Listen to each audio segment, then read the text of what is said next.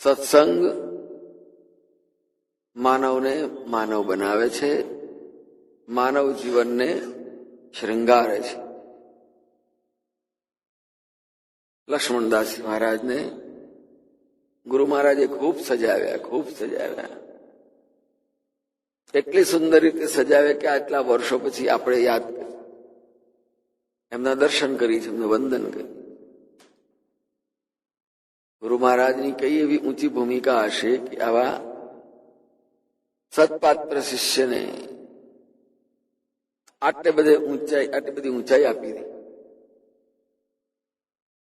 અને કેવી સ્થિતિ, મન શબ્દ કા, મન હવે દુનિયામાં ક્યાંય નહીં, કશાયમાં નહીં, કશામાં આસક્ત નહીં, કશામાં મોહ નહીં. મનને માત્ર પોતાના નિજ સ્વરૂપની અંદર જ. અને નિજ સ્વરૂપ એટલે માત્ર શરીર નહીં, આત્મા.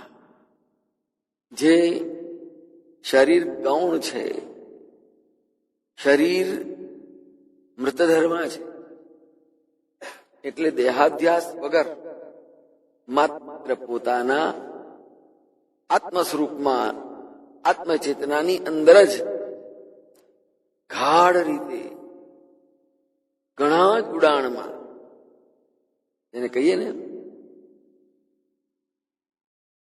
હિરણ્ય ગર્ભ, બ્રહ્મના ઊંડાણની અંદર છેક એના કેન્દ્રમાં,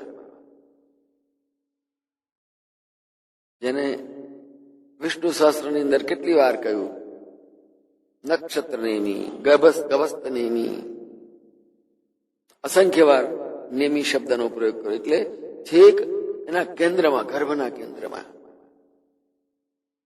એમ આત્મસ્થિતિ અને આત્મસ્થ સ્થિતિનું અંદરનું ઉડાણનું એનું મુખ્ય કેન્દ્ર મન શબ્દ કા. મન ત્યાં જઈને સ્થિર થાય કે જ્યાં સૂક્ષ્મ આત્મચેતના સ્થિત હોય. ચાહે ત્રિકુટીની અંદર પણ મન બેસી જાય, ક્યાંક હૃદયમાં બેસી જાય. હૃદય અને ત્રિકુટી એ બે મનને લય કરવા માટેના સ્થાન છે. મનને લય કરવું એટલે એને સંપૂર્ણ મિટાવી દે. મનની સ્થિતિ રહે જ નહીં. આખી સૃષ્ટિનું સર્જન મન દ્વારા કર્યું છે ભગવાને. એકોહમ બહુશ્યામ પ્રજાય ઇતિ અકલ્પયત. હું એકમાંથી અનેક બનું એમ મનમાં સંકલ્પ કર્યો. સંકલ્પ ક્યાં થાય? મનમાં. એમ આ જીવ પણ પોતાની જે કોઈ સૃષ્ટિ, પોતાનો સંસાર, પરિવાર જે રચે છે એ એમ કે હું ઘણા બધાની વચ્ચે વિસ્તરું. જેમ પરબ્રહ્મએ સંકલ્પ કર્યો એકોહમ બહુશ્યામ પ્રજાય, એમ માણસે પોતાના મનથી સંકલ્પ કર્યો અને મનની દુનિયા ઉભી કરી દીધી. બધા સંબંધો, બધી જ સંપત્તિ મન વડે ઉભી કરી. આ મારી છે, આ બીજાની છે, આ મારી નથી. એટલે મન વડે બંધાઈ જાય દુનિયામાં, દેહાધ્યાસથી, ઇન્દ્રિયોના વિષય ભોગોની અંદર. મન જ્યાં જ્યાં બંધાયું ત્યાં આગળ વ્યક્તિની માનસિક સૃષ્ટિનું સર્જન થઈ ગયું. અને માનસિક સૃષ્ટિની અંદર એવો અંદર ઊંડો ઉતરી જાય કે બહાર નીકળી જ ન શકે. આ તો મારે જ કરવાનું હોય, આ તો મારી ફરજ છે, હું ના હોત તો કોણ કરે. આવી બધી એનામાં સમજ દ્વારા એટલો અંદર ઊંડો ગરક થઈ ગયો હોય કે બહાર જ ના નીકળી શકે. જીવનના છેલ્લા શ્વાસ અંદર ને અંદર જ પૂરો થઈ જાય. તો મનની આ સૃષ્ટિ જ્યારે સર્જન થાય છે ત્યારે માણસ એની પાછળ દુઃખી થતો કે આ તો મારું છે. રોજ આપણે છાપું વાંચતા હોઈએ, ઘણાના મરણ આવ્યા, આજે આટલા મરણ થયા, આજે આટલા મરણ થયા. પણ ખેડા જિલ્લા આવૃત્તિની અંદર આ જ ગામની નામ આપીને આપ્યું હોય કે આ વ્યક્તિનું અકસ્માતમાં આવું થયું છે. અને જો આપણને સ્પષ્ટ હોય સંબંધમાં તો તરત પેપર મૂકીને ઉભા થઈ જાય, ભાઈ આ તો આપણું છે. આ છે સૃષ્ટિ, આપણા પોતાના સંબંધોનું કરી દીધેલું સર્જન. અમારો મિત્ર છે, અમારો ફલાણો છે, અમારો અમુક છે, અમારો આ સંબંધી છે, અમારો પાડોશી છે, અમારા ફરિયાનો છે, અમારી નાતનો છે, અમારા પરિવારનો છે. એટલી બધી એને પોતે જ મનથી ઉભી કરી. પણ એક વ્યક્તિ બી જીવી હોય જેને પરિવાર છોડ્યો, ઘર છોડ્યું, ગામ છોડ્યું, નાત છોડી દીધું, એ મનથી બધું છોડીને માત્ર મન શબ્દ કા, અને એ સંસારને છોડીને એટલે સંસારના સંબંધોને તોડીને પોતે પોતાના આત્માની સાથેનો સંબંધ જોડી દીધો. મન શબ્દકાનો અર્થ છે કે મનને અન્ય સંસારની વૃત્તિઓ અને વ્યવહારમાંથી છોડી બહાર લાવીને માત્ર ભગવાનમાં પોતાના નિજ સ્વરૂપમાં એને સ્થાપી દેવું, એનું નામ મન શબ્દકા. મનની પછી બીજી પ્રવૃત્તિઓ જ ના હોય કે ભાઈ આ કામ મારું નથી, હવે હું એમાંથી નિવૃત્ત થઈ ગયો છું. જેમ 30-35 વર્ષ સુધી કોઈ પણ જગ્યાએ નોકરી કરી હોય, રોજ ત્યાં બેસતા હોય, રોજ ત્યાંના કામ કરતા હોય, રોજ એની પાછળ કેટલી મહેનત કરતા હોય મન લગાવીને, પણ જે દિવસે નિવૃત્ત થયા ત્યાર પછી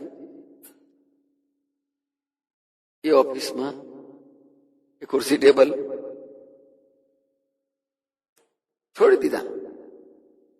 એટલે એમ અમુક સમય થાય એટલે વ્યવહારની નિવૃત્તિ પણ મન દ્વારા કે આ બધું જ છે, મારો પરિવાર, મારી સંપત્તિ છે, બધું છે, પણ આટલા વર્ષ પછી હું આ પ્રમાણે નિવૃત્ત થવાનો છું. અને જેમ નોકરીની કાર્યની નિવૃત્તિ થાય છે એવી રીતે આપણા મનથી પણ આ વ્યવહારની નિવૃત્તિ આપણે નક્કી કરવાની છે. અને જે વ્યવહારમાંથી નિવૃત્તિ લઈ લીધી અને ત્યાર પછી મનને જોડી દીધું શબ્દમાં, અધ્યાત્મમાં. હવે મારું મન શબ્દ કા, મન હવે માત્ર ચિંતન. શબ્દ કા એટલે જે જે શબ્દ, જે સાહિત્ય આપણને આત્માભિમુખ, ભગવત અભિમુખ લઈ જતું હોય એનું નામ શબ્દ, મંત્ર, આદેશ, ઉપદેશ, જીવનનું સાચું માર્ગદર્શન.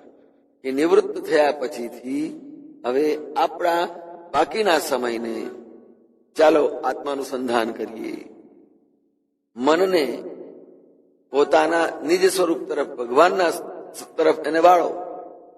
કે હવે દુનિયાના તો કામના રહ્યા નથી, દુનિયાએ તો આપણને નિવૃત્ત કરી દીધા કે જાઓ હવે તમારું કામ નહીં.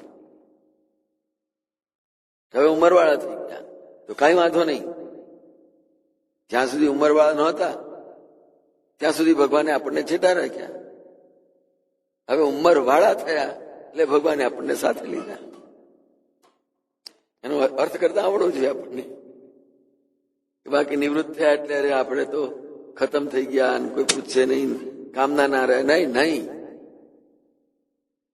બસ આ જ વિચારને માત્ર મનથી બદલવાનો છે. હવે આપણે આપણા જીવનને ભગવાનને કેમ કે ઉંમરવાળા થયા. કોઈ માણસે માથે ધોળા થઈ ગયેલા અને કહે છે કે તમને ધોળા થઈ ગયા, કે ભઈલા તને ક્યાં ખબર છે, કે છે આ ધોળા કરવા માટે તો જીવનમાં 40-45 વર્ષ ઝૂકવ્યા છે ને ત્યારે ધોળા થયા છે. એમને નથી થતા. તારા ધોળા કરી બતાય. 45-50 વર્ષ ખર્ચ્યા છે એની પાછળ, કાળાના ધોળા થયા છે. આમ જીવનને પણ જયારે બસ હવે હું ઉંમર વાળો થયો, જેમ પેલો ઘર વાળો થાય એમ ઉંમર વાળો થયો. ઉંમર વાળો થાય એટલે ભગવાને તું અહીંયા જાઓ, મારે ઉંમર વાળાનું જ કામ છે. એમ આપણે આપણા મનને હંમેશા આપણું કલ્યાણ ક્યાં છે, આપણું શ્રેય ક્યાં છે એ તરફ જ વાળવું જોઈએ. કેમ કે હવે તો પાકટ ઉંમર વાળા થાય, એટલે ઉંમર વાળા નહીં, પાકટ ઉંમર વાળા. જયારે કાચી ઉંમર હતી ને ત્યારે દુનિયાને કામમાં લાગ્યા કે ભાઈ હવે તમારી ઉંમર પાકટ થઈ ગઈ. આ સાચી વાત છે, પાકટ ઉંમર થઈ ત્યારે તો ભગવાનને કામમાં લવાના. જુઓ, સ્થિતિ એકની એક છે, પણ મનની સમજણને કેળવવાની, એને જ ફેરવવાની છે. બસ મન શબ્દ કા, એટલે મારા હિતની, મારા કલ્યાણની, મારા શ્રેયની જે વાત હોય એમાં જ મારું મન રહે, એનું નામ મન શબ્દ કા. અને અન્ય એ વગર આજ સુધી ઘણી બધી વાતો કરી, ઘણા બધા વ્યવહાર કર્યા, એ મન શબ્દ કા નહોતા, મન વ્યવહાર કા થા ઉસ સમય. અને તે વખતે આ વસ્તુની જરૂર નહોતી પડી, અને એની અંદર આની જરૂરિયાત નહોતી. એટલે એ સમયની અંદર આપણને ઈશ્વર પણ યાદ આવે એ હમણાં કશું જ નહીં, ભલે કઈ વાત, પણ મનને શબ્દયુક્ત બનાવવું, મનને શણગારવાનું. જેમ શણગાર્યા વગરની રસોઈ હોય તો શું થાય? ફીકી લાગે, ખાવાની ના ગમે. એમ શણગાર્યા વગરનું મન હોય ને એ મોડું લાગે. નિવૃત્ત થયા પછીથી માણસ જો અધ્યાત્મનો, શબ્દનો શૃંગાર પોતાના જીવનમાં અથવા ન લે ને તો દુઃખી થઈ જાય, કંટાળી જાય કે હવે નિવૃત્ત થયા કશાય કામના ના રહ્યા. પણ જો એની પાસે સત્સંગ હશે, એની પાસે અધ્યાત્મ હશે, તો અધ્યાત્મ વડે પોતાના મનને સરસમાં સરસ સજ્જ કરીને, ઓહો હજુ તો જીવવા જેવું છે, હજુ તો ઘણું બધું બાકી છે. આ અધ્યાત્મ, આ આત્મા, આ પરમાત્મા, આ ભગવાનનું સ્વરૂપ, આ બધું આપણા માટે તો છે. હવેનો જે સમય છે એ જ સાચો સમય, એ જ પાકટ સમય, આપણા પોતાના નિજ સ્વરૂપને શોધવાનો. જ્યાં સુધી વ્યવસાયમાં હતા ત્યાં સુધી નવરાશ નહોતી, સમય નીકળતો નહોતો. નિવૃત્ત થયા પછી, પાકટ થયા પછી, ઉંમરવાળા થયા પછી હવે પૂરેપૂરી રીતે અધ્યાત્મના માર્ગે ચાલ, મારા આત્માને ઓળખવું, મન શબ્દ કા. બસ આ રીતે આપણા પોતાના મનને કેળવીને ઉંમર થયા પછી હતાશ થયા વગર, ભગ્ન થયા વગર, લક્ષ્મણદાસજી મહારાજે જે અનુભૂતિનો માર્ગ બતાવ્યો કે ચાલો મનને હવે વ્યવહારમાંથી કાઢી જ લો, આપણને નિવૃત્ત કરી જ દીધા છે, તો પછી હવે શા માટે એમાં સમય બગાડવો? ચાલો હવે આપણે બહાર નીકળીએ. અને બહાર નીકળ્યા પછીથી એ મનને ક્યાં લઈ જઈશું? મન શબ્દ કા. એ છે કઈ મહાપુરુષોનું, શાસ્ત્રોનું જે કઈ જ્ઞાન છે, શબ્દો છે, ઉપદેશ છે, એનામાં મન પરોવી દો, એમાં મન, એની અંદર મનને બેસાડી દો. તમને નિવૃત્તિ નહીં લાગે જરાય, તમને નિવૃત્તિ ભારરૂપ નહીં બને. એમ થશે સારું થયું, આ સમય મળ્યો તો મને મારું આત્માનું સ્વરૂપ, અધ્યાત્મનું ચિંતન કરવા માટે મળ્યું. ઘણા એવા માણસો જોયા છે આપણે, દાખલા, ભગવાન એને એ સમય જ ના હાલે, આટલોય ના હાલે. એક શિક્ષક હતા, એમનો વિદાય સમારંભ, સત્કાર સમારંભ હતો, ખૂબ સારી રીતે ઉજવાયો. બીજે દિવસ સવારે જોયેલી વસ્તુ, અનુભવેલી વસ્તુ, કહો ભગવાન એને આટલો સમય ના આલ્યો, પાકટ ઉંમરનો ના આપ્યો, કશું ના મળ્યું એને. આ જન્મ્યો કેટલા હતા, માત્ર કે આ બધું વૈતરું કરવા, આ નોકરી ધંધો કરવા પૂરતો. નિવૃત્તિનો સમય આપે એટલે તો સારામાં સારું હવે ભગવાનના માર્ગે આગળ વધીશું. પણ પેલાને આટલોય સમય ના મળ્યો. આગલે દાડ નિવૃત્ત થઈને બીજી દાડ સવારે એકવાર એક પોલીસ ભાઈ કહેતા કે છે, પ્રશ્ન કર્યો કે છે, મહારાજ એક વાત કહું, અમારા આ પોલીસ અધિકારીઓ છે ને, નિવૃત્ત થયા પછી 1-2 વર્ષમાં મરી જાય છે, લગભગ મોટા ભાગે. કેમ એમ?